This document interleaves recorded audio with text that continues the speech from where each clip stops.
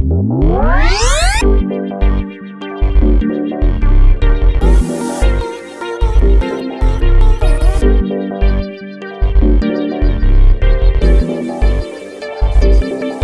everyone, welcome to another episode of Canadians with Disabilities and Their Allies. I'm your host, Brent, the weatherman. Settle in and get ready for a conversation with our special guest.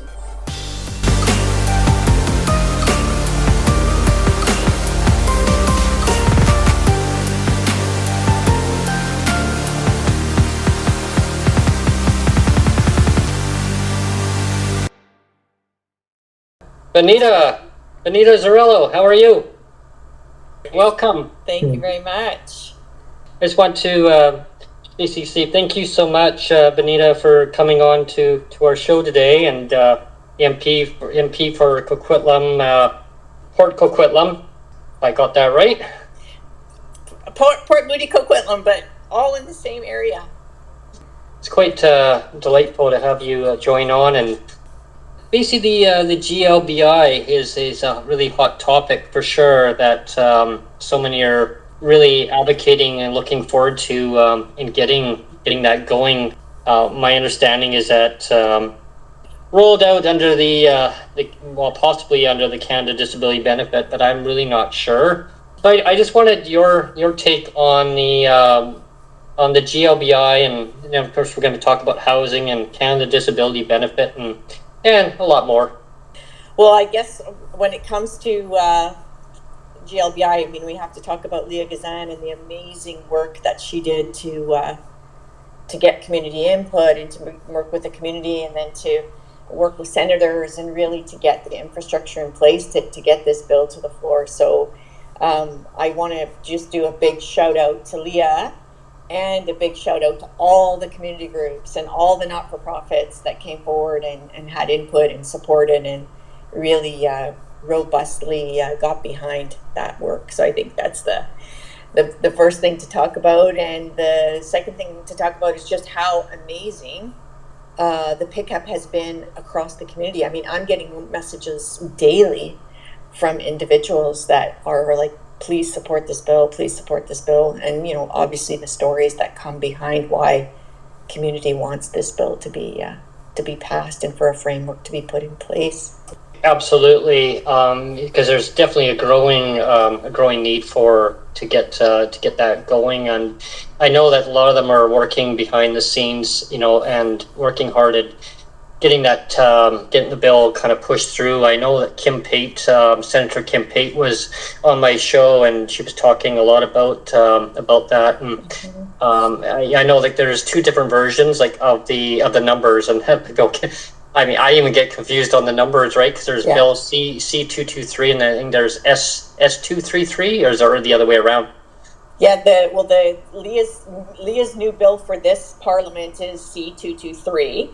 And then on the Disability Benefit Act, so that on last session of Parliament, they had named it C35. I guess it'll get a brand new name this time, and I hope it gets a little bit more detail behind it as well. I'd like it to be a little bit more hearty when it comes to the floor this time.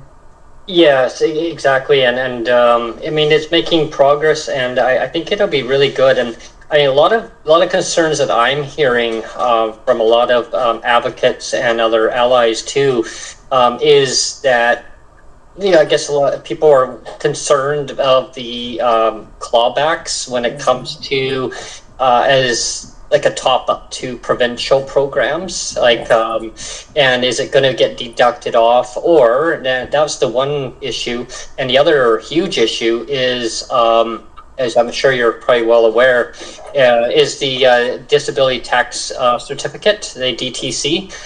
That's a huge hurdle that a lot of people are worrying about. And I mean, I don't want to make it sound as a bad thing, because I think it's actually a good thing if people can get the DTC. But there are people who unfortunately can't get it.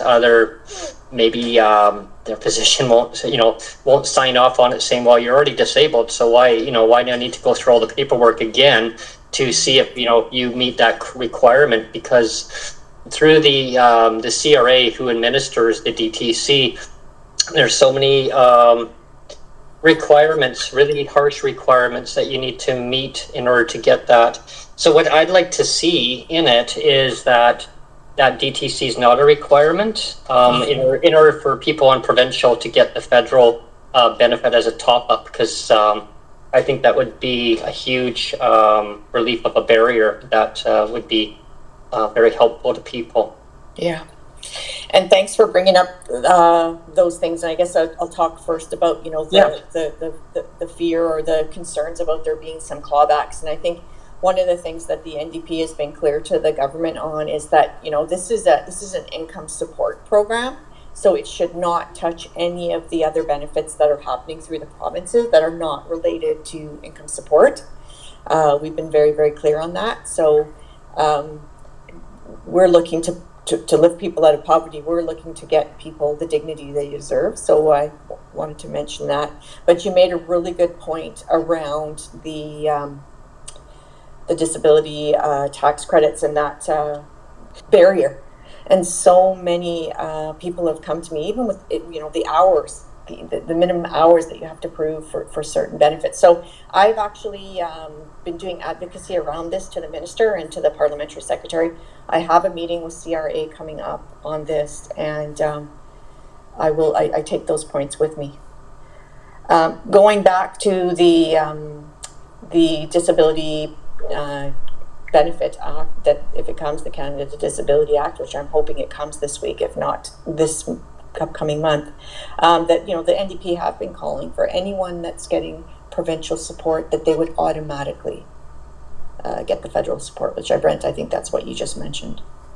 Yes, absolutely, and that's one of the topics that keeps coming up on my show. And I had Mike Morris was asked that question too, and he had to straighten out some misconception, I guess, that was going around, saying that all parties are working on this collaboratively behind the scenes, and he said it's that there's a lot of people that are working on it, but I mean it's kind of making sure that that it gets pushed through that the right channels, because they have to have all party support right across in order to make it happen. And I know that Disability Without Poverty has been really advocating hard, quite aggressively, to get the bill on the table and get the help they need. I think at the end of the day, I think a lot of people, they just want to know that there is some kind of federal support that's going to be there. It's going to, as a top up, to help people on provincial levels, because the rates are just so inadequate, right? And of course that leads into our next topic of housing. Thank you for bringing this up about housing. One of the first things that I, asked the parliamentary library when I first got in was like, what's happening with affordable and accessible housing? And I'm sure you all know that the numbers aren't great. The commitments that the federal government made, they haven't necessarily met them. But one of the things that's really unfortunate is that they're not even collecting data on what they're decommissioning. So we think we're losing 3 units of housing and I'm talking multifamily and rental housing. We're losing 3 units for every 1 unit that they're bringing in. So I think that the market housing question, you said it, we want to have the ability, anyone should have the ability to choose market housing if they want, but this market housing has gotten out of reach for everyone because it's new housing, right? It's new luxury housing. So this is an area that's going to be under study, but we do know that targets haven't been met, certainly on accessible housing, and that data isn't being collected on what's being decommissioned.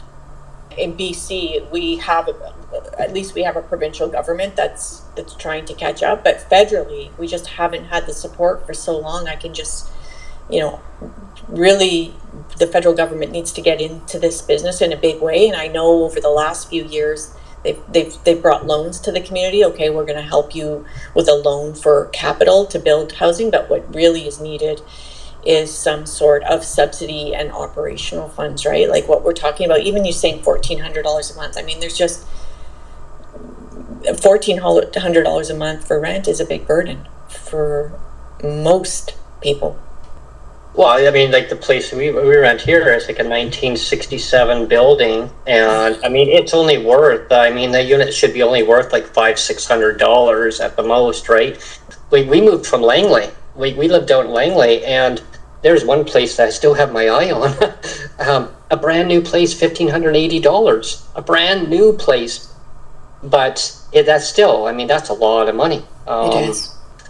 So I mean, there's a problem there, right? And you know, I mean, that's when it comes down to what is truly affordable for who, right? And it shows that the income gap is for sure. And of course, inflation hasn't really helped that either with all the world events going on, right? So that's kind of escalating things a lot faster, you know. And it's just income inequality for sure across the board. True, and you know the wage gap, and definitely there's an issue there. I just want to go back to your comments around housing, though, and basically kind of getting renters out and then being able to put the rents up. You know, one of the pieces of work that the NDP is doing, and Jenny Kwan is leading this work, is just taking addressing the financialization of housing. Like, housing is for people to live in and for homes, and really in BC for sure.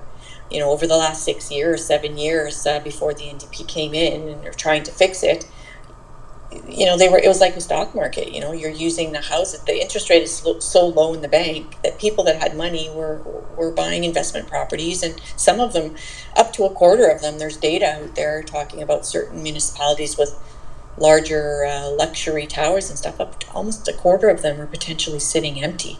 I mean, we'll see when the new census comes out what the updates are on those numbers, but that's just, we need to take the financialization of housing away and start investing again in homes for people. I mean, that's just we need to get rid of this idea that real estate is like an investment vehicle. All the rage now is those tiny homes, they call them, right?